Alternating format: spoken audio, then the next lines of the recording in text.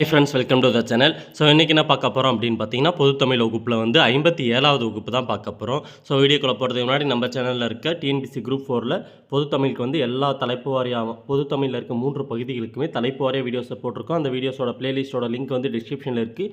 அது மட்டும் இல்லாமல் ஜிகே செக்ஷனில் ஒவ்வொரு யூனிட் வைஸும் அப்டேட் பண்ணியிருக்கோம் வீடியோஸை. ஸோ அந்த வீடியோஸும் வீடியோ டிஸ்கிரிப்ஷனில் வந்து லிங்க் கொடுக்குறேன், கிளிக் பண்ணி பார்த்துக்கோங்க. வாங்க வீடியோக்குள்ளே போயிடலாம். ஸோ இன்றைக்கி பார்க்க போகிறது என்ன அப்படின்னு பார்த்தீங்கன்னா வழக்கு தான் பார்க்க போகிறோம். வழக்குன்ற தலைப்பின் கீழே தான் பார்க்க போகிறோம். ஸோ வழக்கு எத்தனை வகை இருக்குது அப்படின்னு பார்த்தீங்கன்னா வழக்கு வந்து 2 வகை வந்து இருக்குது. இயல்பு வழக்கு, தகுதி வழக்கு. ஃபஸ்ட்டு இயல்பு வழக்கில் வந்து எத்தனை வகைகள் இருக்குது அப்படின்னு பார்த்தீங்கன்னா இலக்கண முடியாது, இலக்கண போலி, மருவு. அதே தகுதி வழக்குலேயும் 3 வகைகள் இருக்குது. என்னென்ன அப்படின்னு பார்த்தீங்கன்னா இடகரடக்கல், மங்கலம், குழுவுக்குறி. ஸோ இந்த வழக்குன்ற பகுதியில் 2 தலைப்புகளின் கீழே தான் இந்த வீடியோவில் வந்து பார்க்க போகிறோம். வாங்க வீடியோக்குள்ளே போயிடலாம். வழக்குனா என்னன்னு பார்ப்போம். எழுத்திலும் பேச்சிலும் சொற்களை பயன்படுத்தும் முறை வழக்கு எனப்படும். ஸோ எழுதுறதுலையும் பேசுகிற மொழியிலையும் சொற்களை நம்ம எப்படி வழக்கமாக பயன்படுத்திட்டு வரோன்றது தான் வழக்கு. நம் முன்னோர் எந்தெந்த சொற்களை என்னென்ன பொருளில் பயன்படுத்தினார்களோ அச்சொற்களை அவ்வாறே பயன்படுத்துவதை வழக்கு என்பர். ஸோ நம் முன்னோர் வந்து முற்காலத்தில் வந்து ஒரு பொருளுக்கு வந்து ஒரு பேர் வச்சுருப்பாங்க. அந்த பேர் வந்து வழக்கமாக அதே பேரால் தான் அழைக்கப்பட்டு வருது. ஸோ நம்மளுமே அந்த வார்த்தையை வந்து பேர் மாற்றாமல் நம் முன்னோர் என்ன பயன்படுத்துனாங்களோ வழக்கமாக என்ன பயன்படுத்திட்டு வராங்களோ அதே பெயராலவே நம்ம பயன்படுத்துறது தான் வழக்கு. ஸோ வழக்கமாக பயன்படுத்திட்டு வர சொற்களை நம்ம பயன்படுத்துறது தான் வழக்கு அப்படின்னு வந்து சொல்லுவோம். வழக்கு வந்து எத்தனை வகைன்னு பார்த்தீங்கன்னா 2 வகைகள் இருக்குது. ஃபஸ்ட்டு பார்த்தீங்கன்னா இயல்பு வழக்கு, இரண்டாவது பார்த்தீங்கன்னா தகுதி வழக்கு. ஃபஸ்ட்டு இயல்பு வழக்குனா என்னென்னு பார்ப்போம். ஒரு பொருளை அதற்கே உரிய இயல்பான சொற்களால் குறிப்பிடுவது இயல்பு வழக்கு ஆகும். ஸோ ஒரு இயல்பு வழக்குனா என்னென்னு பார்த்தீங்கன்னா வழக்கமாக ஒரு சொற்களை வந்து பயன்படுத்திட்டு வருவோம். அதுக்கு எந்த ஒரு சிறப்பு பெயருமே சேர்த்தாமல் இயல்பாக அதுக்கு என்ன பொருள் தருதோ அந்த பொருளாலே குறிப்பிடுறது தான் இயல்பு வழக்கு. ஸோ இயல்பாக அமைந்த சொற்களால் அந்த பொருளுக்குரிய இயல்பான சொற்களை பயன்படுத்துறது தான் இயல்பு வழக்கு. இயல்பு வழக்கு எத்தனை வகைகள் இருக்குது அப்படின்னு பார்த்தீங்கன்னா இலக்கண முடியுது, இலக்கண போலி, மருவுன்னு 3 வகைகள் வந்து இருக்குது. ஸோ 1 by 1 பார்ப்போம். ஃபஸ்ட்டு இலக்கண முடியது வந்து பார்ப்போம். நிலம், மரம், வான், எழுது. ஸோ அந்த 4 வேர்டை பார்த்தீங்கன்னா 4மே வந்து காமனான விஷயம். நிலம்னா புஞ்சை நிலம், நஞ்சை நிலம் நிறைய இருக்குது. மரம்னா வாழை மரம், பலாமரம்னு பல மர வகைகள் வந்து இருக்குது. வான்னாலையும் அகன்ற விரின்ற பரந்த வான் இருக்குது. எழுதுனா கவிதை எழுது, நிறைய எதை வேணாலும் எழுத சொல்லலாம். ஸோ இந்த சொற்களுக்கெல்லாம் காமனான வேர்டு நிலம், மரம், வான், எழுது. ஸோ இவை வந்து தமக்குரிய பொருளை எவ்வகை மாறுபாடும் இல்லாமல் இயல்பாக தருகின்றன.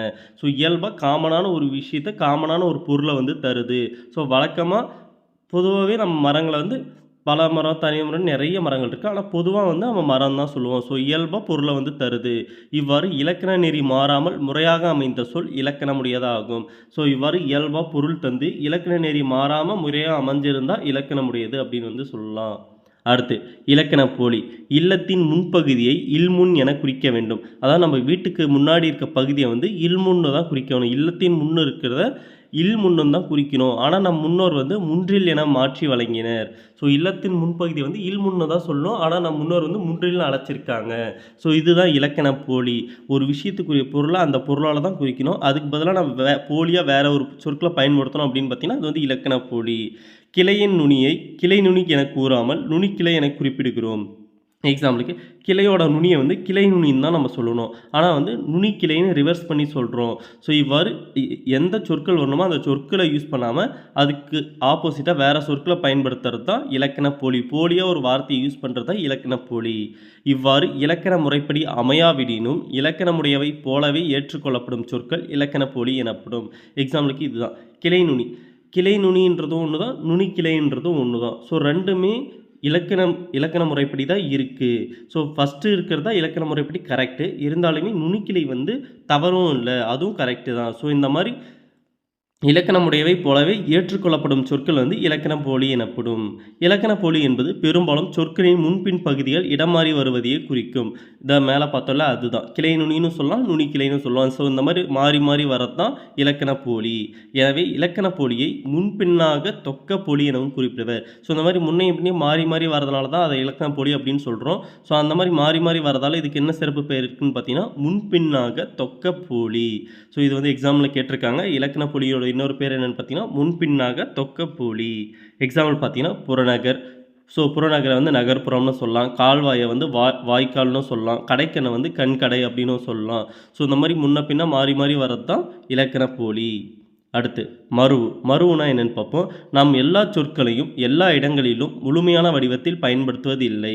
ஸோ நம்ம எல்லா இடத்துலையும் வந்து எல்லா சொற்களையும் முழுமையாக பயன்படுத்துறதில்ல. எக்ஸாம்பிளுக்கு பார்த்தீங்கன்னா தஞ்சாவூர் என்னும் பெயரை தஞ்சை என்றும் திருநெல்வேலி என்னும் பெயரை நெல்லை எனவும் வழங்குகிறோம்.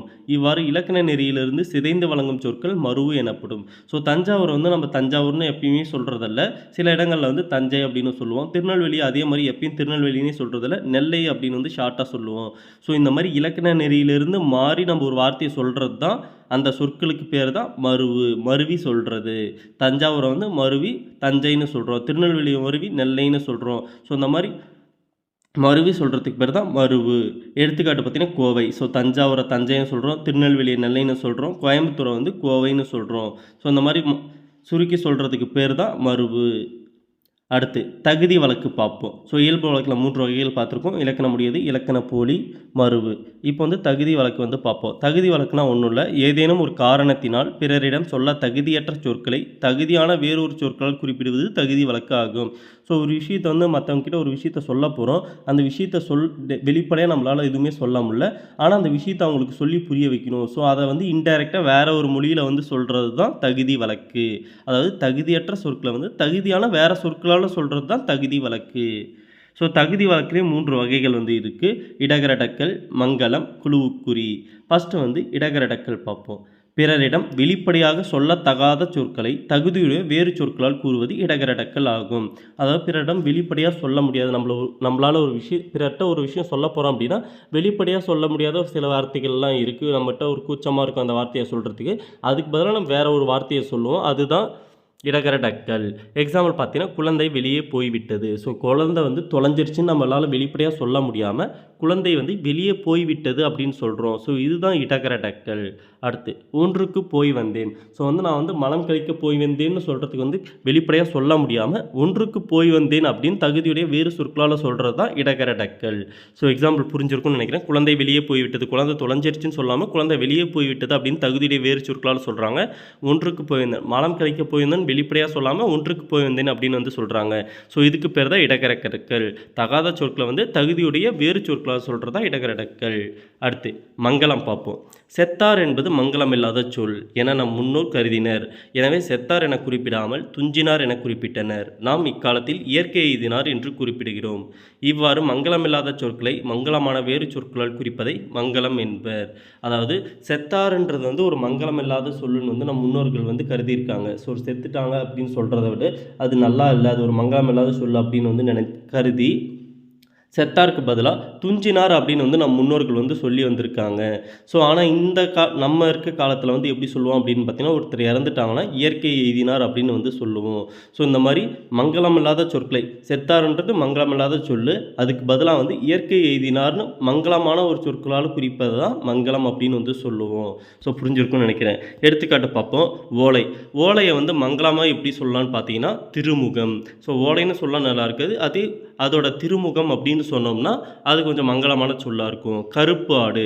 ஸோ ஆடு வந்து கருப்பு கலரில் தான் இருக்கும். ஆனால் அது வந்து மங்களம் இல்லாத இருக்கிறதால அதை வந்து மங்களமாக எப்படி சொல்கிறோன்னு பார்த்தீங்கன்னா வெள்ளாடு. ஆடு வந்து கருப்பாக தான் இருக்கும், ஆனால் வெள்ளாடுன்னு ஆடு வந்து கருப்பாக தான் இருக்கும், ஆனால் வந்து வெள்ளாடுன்னு சொல்கிறோம். மங்களமான வார்த்தைகளால் யூஸ் பண்ணுறோம். ஸோ இதுதான் மங்களம். விளக்கை அணை. விளக்கை அணைன்னு மங்களம் இல்லாமல் சொல்லக்கூடாது, விளக்கை குளிரவை அப்படின்னு வந்து சொல்லணும்.